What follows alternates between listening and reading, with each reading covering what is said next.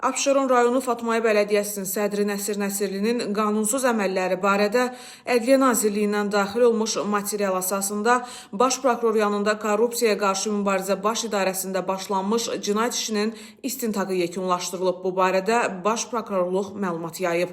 Bildirilib ki, ibtidai istintaqla Nəsir Nəsirlinin qeyd edilən vəzifədə işləyərkən 2020-2024-cü illər ərzində bələdiyyə mülkiyyətində olan ümumilikdə 13 hektar torpaq sahəsinin qüvvədə olan qanunvericilik aktlarının tələblərinə əsasən məcburi qiymətləndirilməklə orta bazar qiymətindən az olmamaq şərti ilə satmalı olduğu halda vəzifə səlahiyyətlərindən sui-istifadə etməsi və rəsmi sənədlərə bilə-bilə yalan məlumatlar daxil etməklə həmin tələblərə zidd olaraq dəyərindən aşağı satılması nəticəsində bələdiyyəyə mühüm zərər vurmasına əsaslı şübhələr müəyyən edilib.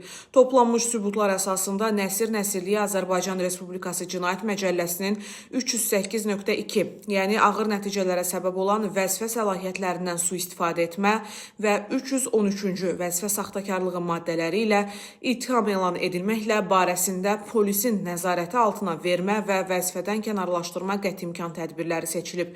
Cinayət işi baxılması üçün aidiyyatı üzrə Abşeron rayon məhkəməsinə göndərilib.